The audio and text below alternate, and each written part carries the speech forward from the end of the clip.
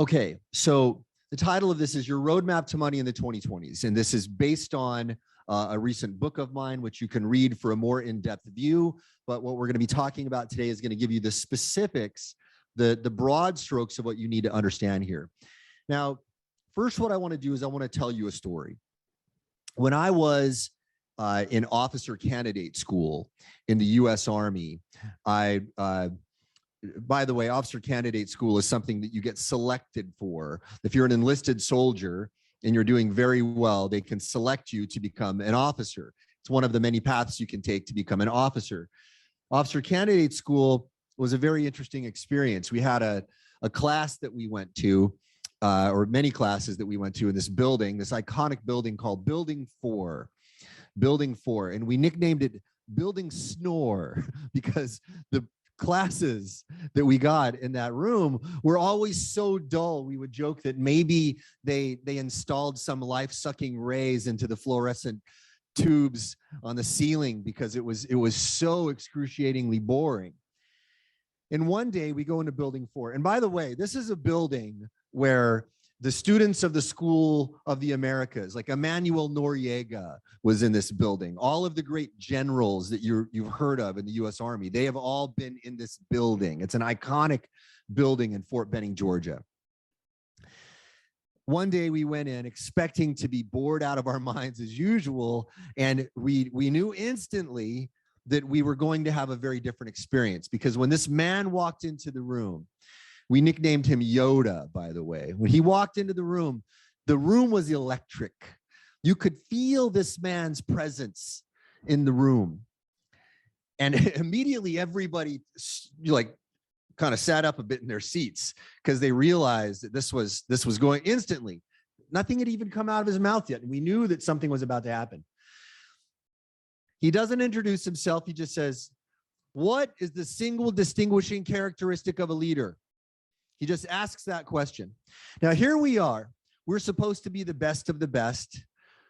We're supposed to be the brightest guys in the Army. And he asks us the most fundamental of all questions. What is the single distinguishing characteristic of a leader? And one by one, we all raised our hands trying to give answers. The first guy says, communication. And Yoda says, oh, really? Communication. So you have a disastrously dumb battle plan, but you communicate it perfectly to your troops. Good job, candidate. And one by one, he shot us all down like that. And this process lasted about 90 minutes, if you could imagine, okay? Over 90 minutes, he meticulously dismantled our egos, all right? Finally, at the end of these 90 minutes, you could tell that the tone in the room had just really shifted. I mean, we all had a profound realization around the same time. And if I could articulate what that was, it was, here we were, the people that were about to lead potentially your sons and daughters through a life and death struggle. And we couldn't answer the most fundamental question about leadership. That's a profound realization.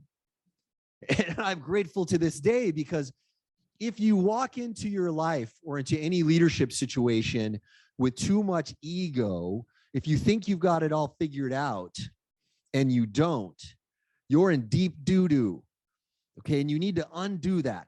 You need to undo that. So finally, at the end of the 90 minutes, as we're all feeling this realization, and we don't even have to articulate it to each other. We just knew there was humility in our eyes, all of us.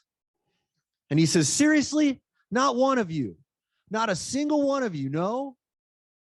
And he said, okay, shall I put you out of your misery? And we're all just like desperately, yes, please tell us. Please tell us. We're ready to learn. By the way, there's an ancient saying from Buddhism. There was a Zen master and a Zen scholar, and they met, and the Zen scholar, is sitting down there to tea with the Zen master, and he starts pontificating about everything that he knows about Zen. And the Zen master is nodding, and he's pouring some tea into the cup, and he's going, oh, yes, yes, yes, please tell me more. And the Zen scholar is yapping his gums, okay? And the Zen master keeps pouring more tea, and until the cup is overflowing. And the Zen scholar says, master, my cup, it's full. Please don't pour in any more. And then the Zen master sets down the tea and he said, yes, your cup is full. To learn from me, you must empty your cup. Only then can I teach you of Zen.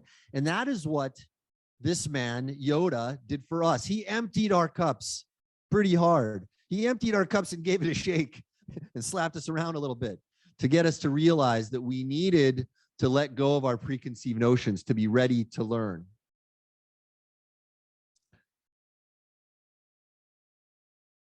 So here is the answer. See the battlefield. See the battlefield. By the way, can you guys let me know, is there something covering up the slide? Because I've got a little pop-up here. Can you, I'm going to ask Ahmad. I know Ahmad, he's in my group. Can you raise your hand if there's something covering the slide, or can you see it completely? Something covering it. Okay. All right, guys, I'm going to fix that. Pardon me. Okay. Better now. Okay. All right. Okay, apologize for that. Okay, so see the battlefield. What do we mean by this, guys? See the battlefield. Why is that the single distinguishing characteristic of a leader? Well, I want you to think about this. I want you to think about this. What if you were playing darts with a blindfold on? Would you be able to hit the target if you had a blindfold on? Would you be able to hit the target? No, of course not. Of course not. You have to see the battlefield. And I want to tell you guys right now, you do not see the battlefield in the world. I can almost guarantee it. Okay, why? Because you have been misinformed. You have been misdirected. You have been distracted. People have been trying to get your attention on the wrong things. Right now, I want to get your attention on the right things. Okay? I want to get your attention on the right things. So I want you guys to empty your cup now about your preconceived notions about what you think is going on in the world.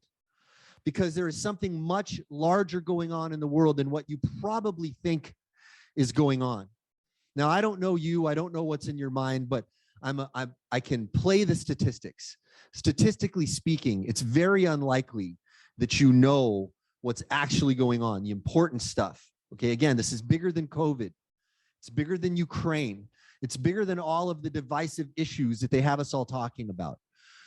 Okay, so here's the first thing that I want to show you that's important. You are here. You are here. Where is that? You, my friends, are at the turning point of an exponential growth curve. You are at the turning point of an exponential growth curve. Now, if you don't understand what that means, I'm going to show you over the next couple of slides some different ways of understanding what that means, being at the turning point of an exponential growth curve. So here's one way to look at it. There's a phenomenon that I like to call the great halving, or another way to phrase it is the great doubling, the great halving or the great doubling. Okay, so what are we talking about here? What we mean is that the period of time in between a paradigm shifting discovery or invention throughout history has been halving itself. Okay, so I'm going to throw out some random numbers here that are probably wrong. Okay, but if you imagine that we discovered fire sometime in prehistory, imagine that was 1 million years ago, right? Then imagine that 500,000 years ago was the next paradigm shift. Maybe it was, discovering stone tools. And then 250,000 years ago, the wheel. And then have that, okay? 125,000 years ago is the next one. And then that period of time keeps cutting in half and cutting in half and cutting in half. If you plot that out on a graph, it looks like an exponential growth curve. Why? Because the rate of change is accelerating constantly. We are at a point right now where we are experiencing a paradigm shift in one field or another every single day. Okay, now you probably don't get how huge that is right now, but in another couple slides, I'm going to let this affect your mind in a very profound way. First, let's look at this another way.